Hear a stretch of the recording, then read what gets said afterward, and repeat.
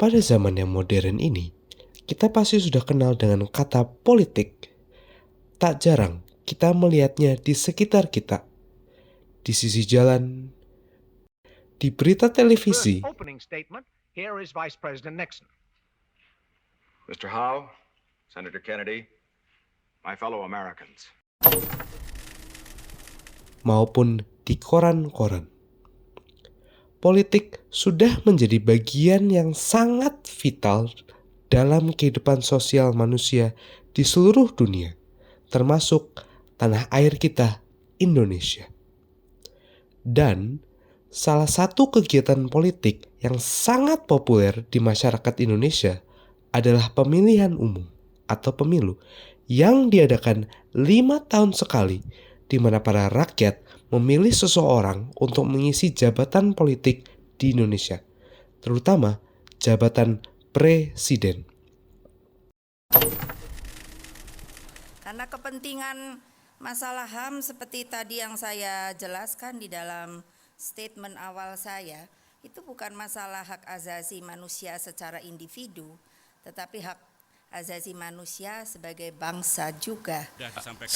Saya jamin Partai Gerindra akan melawan korupsi sampai ke akar-akarnya. Kalau ada anggota Gerindra yang korupsi, saya yang akan masukin ke penjara sendiri.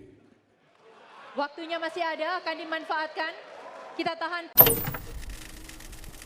Pada video ini, kami dari kelompok 4 akan mewawancarai beberapa masyarakat dan anggota dari kelompok kami sendiri tentang bagaimana pendapat mereka terhadap pemilihan umum pada tahun 2024. Selamat menyaksikan.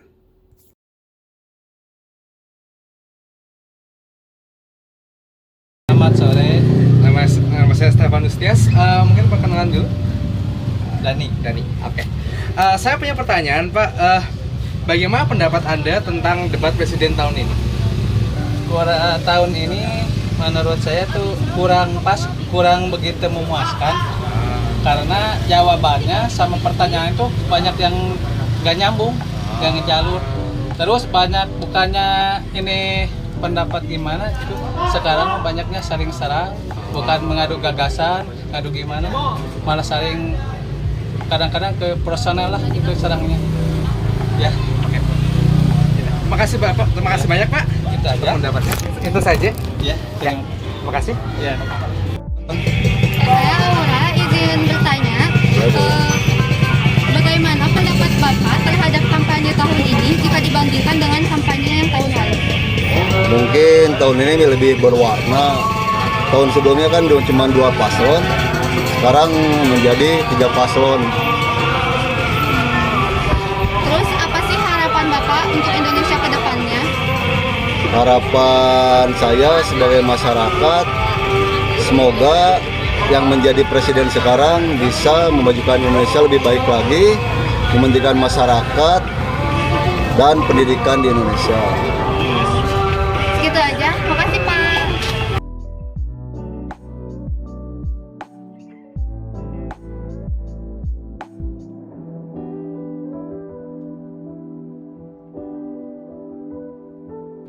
Selamat siang Bapak.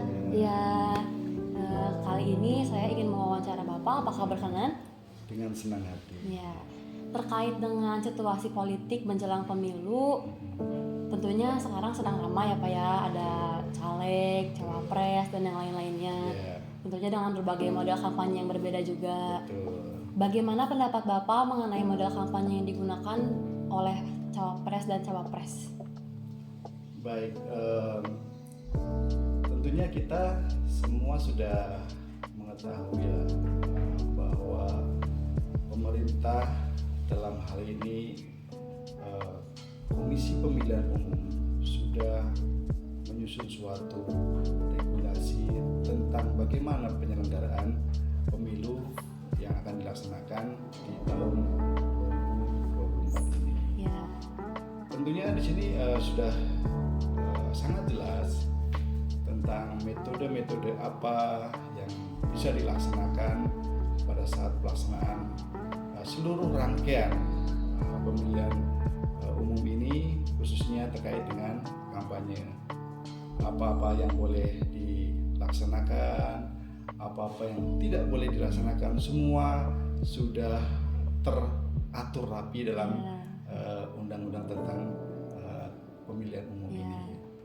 Nah, tentunya masing-masing kandidat presiden maupun calon wakil presiden, kandidat untuk pemilihan legislatif pada tingkat nasional, DPR, juga DPD, ada juga pemilihan legislatif untuk tingkat provinsi dan kabupaten atau kota. Tentunya sudah mendalami. Ya, sudah teratur ya Pak ya. Sudah mendalami bagaimana mekanismenya, bagaimana pelaksanaannya, dan itu merupakan suatu pedoman yang harus dilaksanakan bersama demi lancarnya, demi suksesnya penyelenggaraan pemilihan umum ini. Dan tentunya kita semua berharap seluruh peserta pemilu maupun masyarakat Indonesia secara luas berharap pemilu ini dapat diselenggarakan dengan baik, dengan lancar, aman, dan tercapai apa yang menjadi cita-cita dan harapan bersama. Demikian. Karena kita sudah memasuki masa-masa pemilu ya Pak ya, mungkin kalau Bapak lihat di jalanan ada banyak yang menggunakan baliho ataupun bendera-bendera yang dipasang di pinggir jalan untuk kampanye capres maupun cawapres ataupun sebagai caleg. Menurut Bapak, apakah pendapat Bapak mengenai model kampanye seperti baliho atau bendera itu yang digunakan terhadap respon masyarakat Pak? Apakah itu merupakan hal yang baik, yang sangat berguna, atau justru malah mengganggu Pak?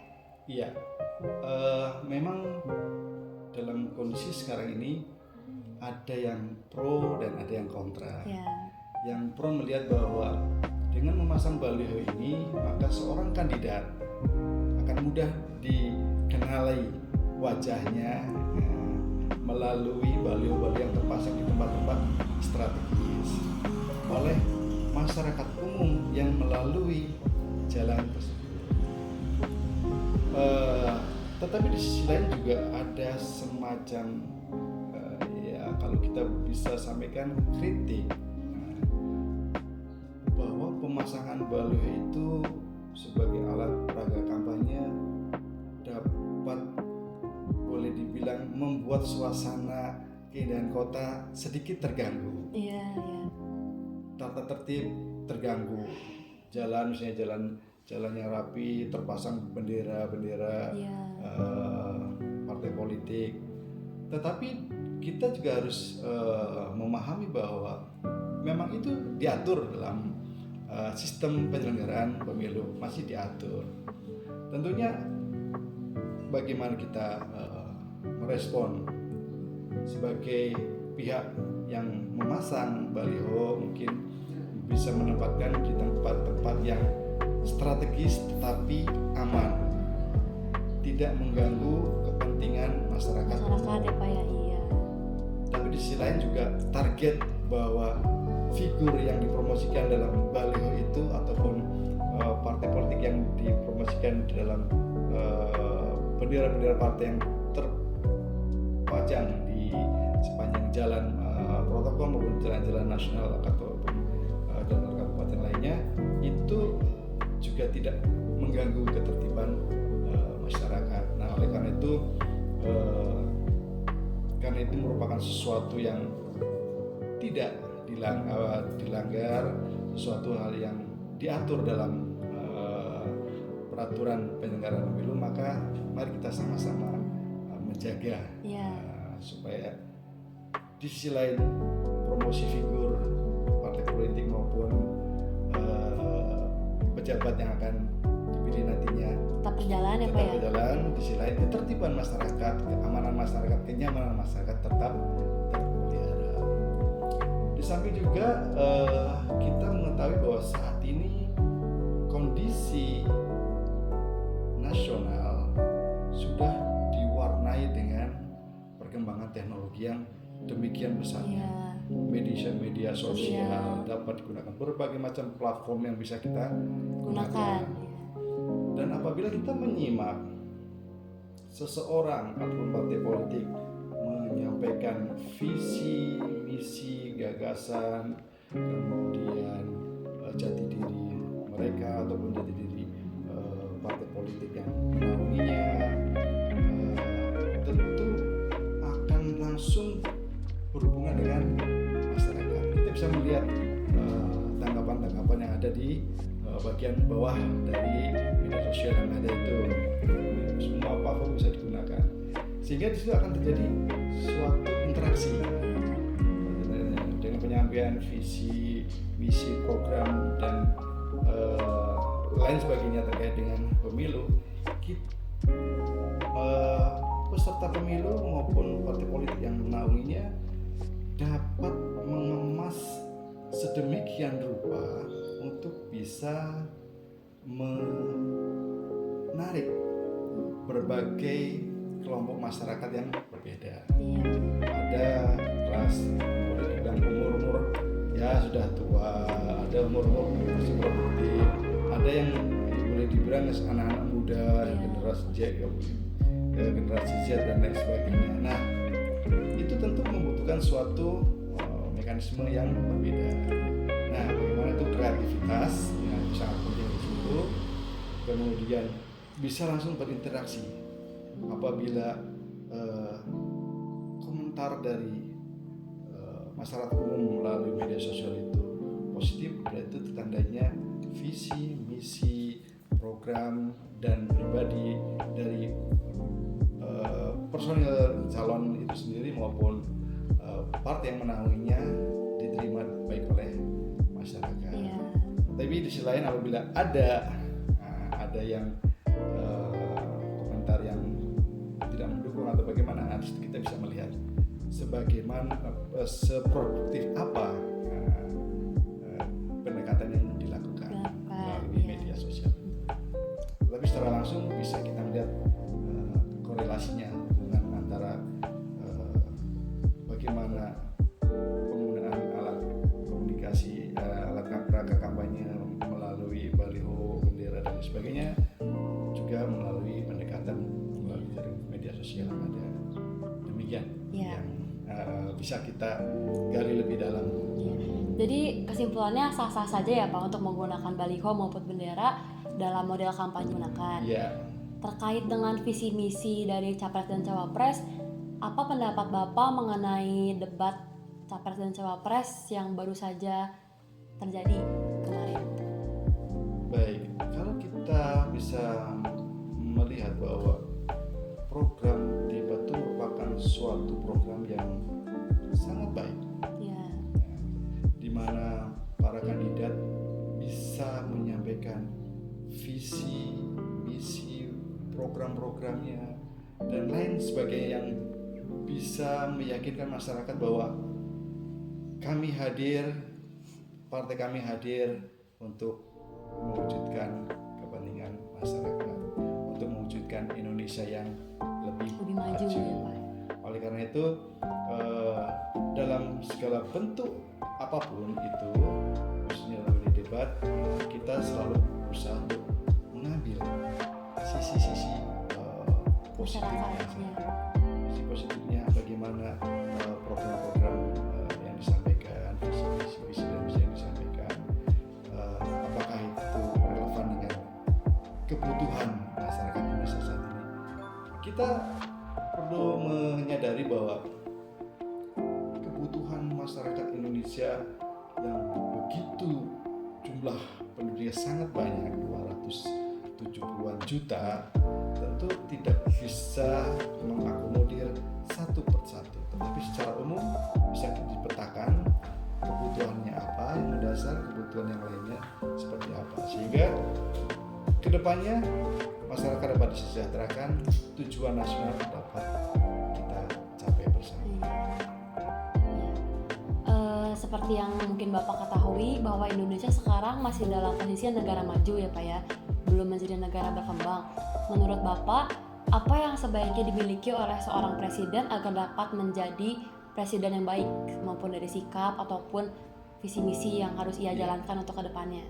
Baik, posisi Indonesia sekarang sebagai negara berkembang, tentu harus banyak belajar belajar. Sama seperti dalam lingkup yang kecil, anggota keluarga dalam ini anak dalam suatu keluarga kecil. Untuk meraih cita-citanya, anak harus belajar. Setelah anak belajar dengan rajin, meraih prestasi yang bagus, lulus, kemudian berusaha mencari pekerjaan yang sesuai bidang dan kemampuannya, mendapatkan penghidupan yang lebih baik dan tercapai cita-citanya, demikian dan seterusnya berkembang sampai menjadi membentuk keluarga sendiri ya, dan seterusnya berkembang. Nah, terkait dengan pemilu yang kita selenggarakan setiap 5 tahun ini, tentu kita sama-sama mengharapkan Indonesia akan lebih baik lagi. Oleh karena itu, siapapun pemimpin negara yang nanti terpilih adalah pemimpin kita semua, pemimpin rakyat Indonesia, sehingga seluruh komponen bangsa harus sama-sama mendukung terselenggaranya pemerintahan yang bersih, pemerintahan yang baik, pemerintahan yang maju, untuk sama-sama kita mencapai tujuan nasional yang kita harapkan. Nah, bagaimana peran pemimpin nasional? Tentu sangat-sangat penting. Saya garis bawahi, sangat-sangat penting. Karena apa? Beliau-beliau ini nanti yang akan mengkoordinasikan seluruh kerja sistem pemerintahan dengan seluruh komponen stakeholder negara yang ada, dengan seluruh elemen masyarakat yang begitu banyak dan begitu dinamis, sehingga dengan berbekal kemampuan, pengalaman kerja, pengalaman berorganisasi, kepercayaan dari masyarakat, dukungan dari lembaga-lembaga negara yang lainnya, stakeholder yang lainnya, tentunya akan menjadi satu komponen kekuatan yang sangat besar, sehingga bisa kita sebagai bangsa bisa tumbuh menjadi bangsa yang lebih besar dan lebih maju, dan juga terkait dengan masyarakat yang lebih sejahtera. Ya, jadi tentunya harus ada kerjasama ya Pak ya, antara masyarakat dengan pemerintah. Betul sekali. Agar Indonesia dapat lebih maju. Betul sekali. Pemerintah ada karena masyarakat. Masyarakat tidak menjadi suatu negara apabila tidak ada pemerintah. Oleh karena itu, negara terbentuk karena mempunyai komponen pemerintahan yang sah, rakyat, dan wilayah, dalam hal ini wilayah NKRI yang kita cintai bersama ini, dengan segala macam kekayaan yang ada di dalamnya, dengan segala potensi yang dimilikinya, baik potensi alam, sumber daya manusia, dan lain sebagainya. Kita nanti sama-sama akan menjadi suatu negara yang bisa lebih maju, iya. Bisa lebih sejahtera secara nasional. Baik, lalu mengenai pemilu kali ini, apa pendapat Bapak mengenai pemilu yang sekarang dengan pemilu yang terakhir, Pak? Dari segi kualitas ataupun yang lainnya. Baik, tentunya kita semua bersama bisa melihat ya, dengan mata kepala sendiri, bisa membandingkan bagaimana pelaksanaan pemilu yang sebelumnya, 5 tahun sebelumnya, dengan pemilu yang sekarang. Kita bisa membandingkan bahwa pemilu yang sekarang ini tentunya sudah diatur sedemikian rupa sehingga dapat berjalan lebih baik, dan realitanya juga bisa lebih baik.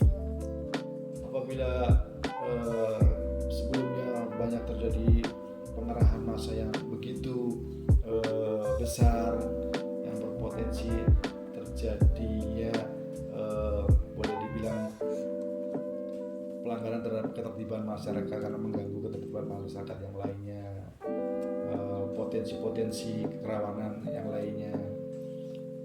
Dibandingkan dengan saat ini banyak platform-platform yang bisa digunakan. Tatap muka dengan masyarakat, oke, yes. Menjaring penyampaian visi dan misi tetap dapat terlaksana dengan baik. Fasilitas yang digunakan bisa menggunakan seluruh platform media sosial yang ada sehingga lebih mengena.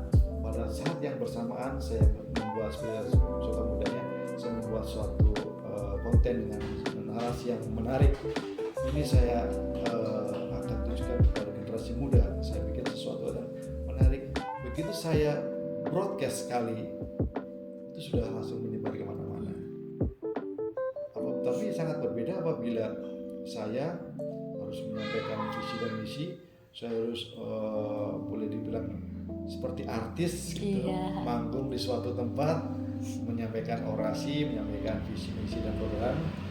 Tentu akan membutuhkan sumber daya yang lebih besar, sumber daya tenaga, waktu, biaya lebih besar dibandingkan dengan sekali broadcast semua tersebar pada saat itu dan dapat langsung diterima orang per orang melalui istilahnya alat device masing-masing.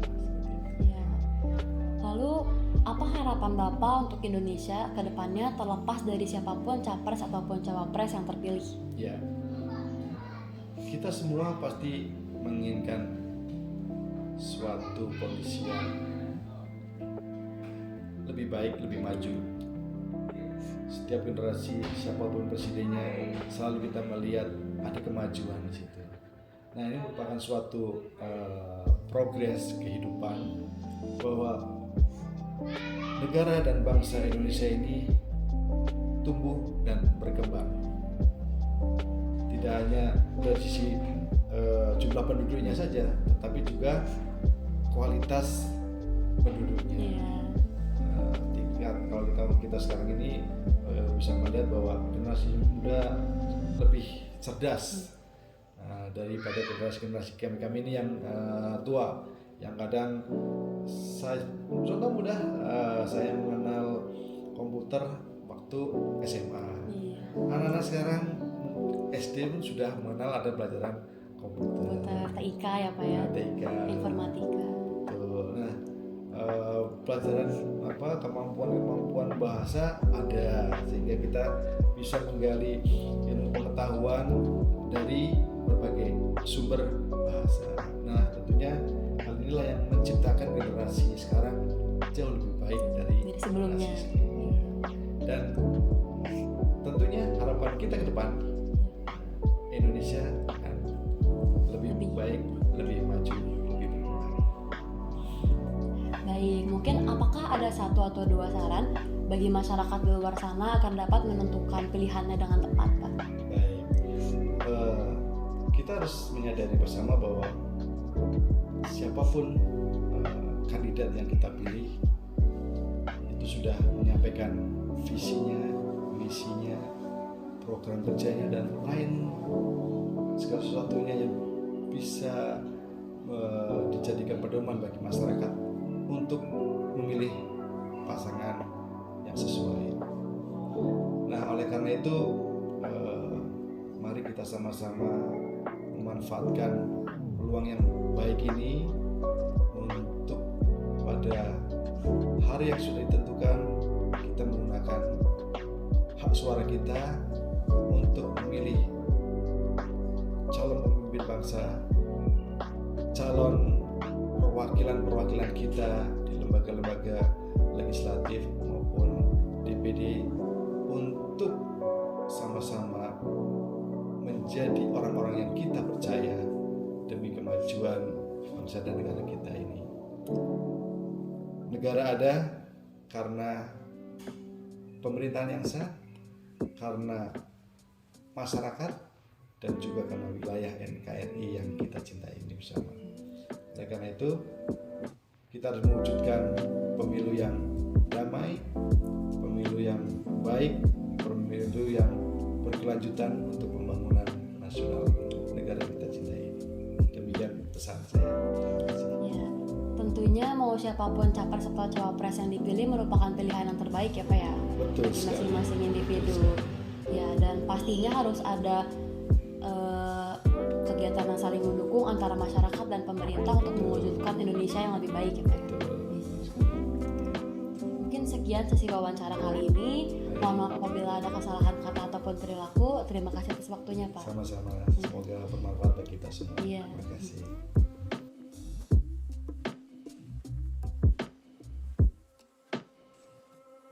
Pendapat saya tentang model kampanye pada tahun ini dengan memasang baliho, banner-banner yang ada di pohon, di jalan, itu mengganggu estetika, mengganggu pengguna jalan maupun mengganggu warga sekitar. Bagi saya, memasang banner atau baliho tidak perlu banyak-banyak, memasang secukupnya saja itu sudah cukup untuk kampanye.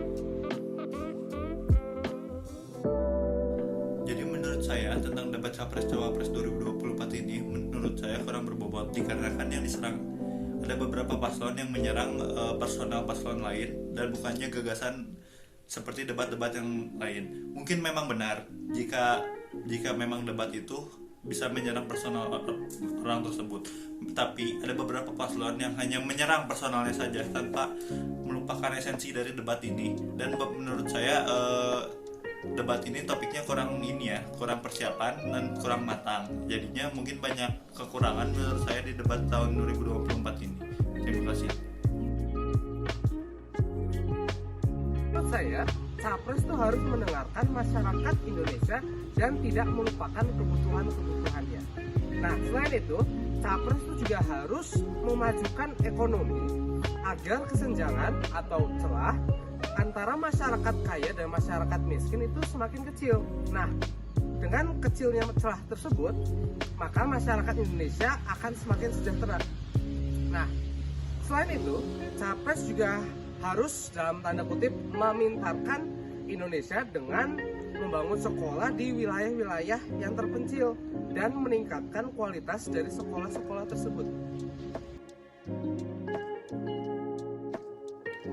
Harapan saya pada tahun 2024 ini, siapapun presiden Indonesia yang terpilih nanti, saya harap bisa membawa Indonesia ke arah yang lebih baik, bisa membawa Indonesia agar bisa dipandang oleh seluruh dunia dan tidak diremehkan oleh dunia luar, bisa membawa Indonesia untuk disegani dan bisa bersaing dengan seluruh negara-negara yang maju, bisa menjadi Indonesia yang maju, tidak ada lagi korupsi, tidak ada lagi kemiskinan, tidak ada lagi kesenjangan sosial, semuanya rata, pembangunan adil dan makmur itu terjadi. Dan kemajuan Indonesia ini bisa dirasakan oleh seluruh rakyat Indonesia, tidak hanya presidennya, tidak hanya petingginya, tapi seluruh rakyat Indonesia dari Sabang sampai Merauke. Saya harapkan Indonesia bisa menjadi negara maju dan kemajuan itu bisa bermanfaat untuk seluruh rakyat Indonesia. Terima kasih.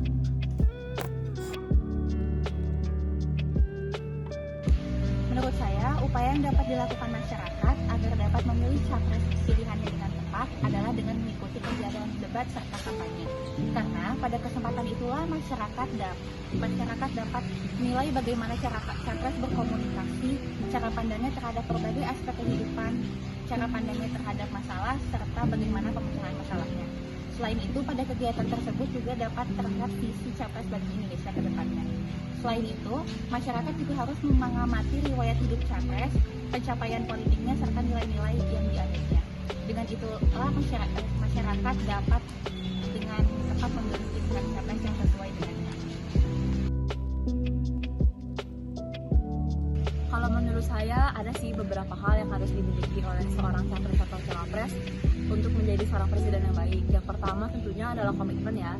Komitmen di sini itu maksudnya komitmen dengan dirinya sendiri untuk menjalankan tugas-tugas yang baik dengan warga masyarakat. Jadi agar apa yang dia lakukan itu sesuai dengan perkataannya. Yang kedua tentu saja jujur dalam melakukan semua tugas-tugasnya dan juga jujur terhadap semua perilakunya. Dan yang terakhir tentu saja memiliki keteguhan terhadap dirinya sendiri. Saya perbedaan debat capres yang tahun ini dengan tahun 2019 adalah mulai dari temanya yang berbeda. Jadi debat pertama itu temanya hampir mirip, tapi kalau saya udah tidak mirip. lalu calon-calonnya memiliki karakteristik yang berbeda, mulai dari cara mereka menyerang paslon yang lain atau cara mereka menyerang personal. Menurut saya, model kampanye pada tahun ini sangat beragam. Selain menggunakan baliho, banyak juga yang menggunakan media sosial karena teknologi dari tahun ke tahun semakin canggih.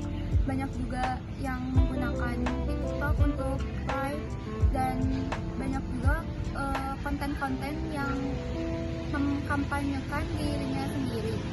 Selain itu ada juga pro dan kontra tentang baliho ini.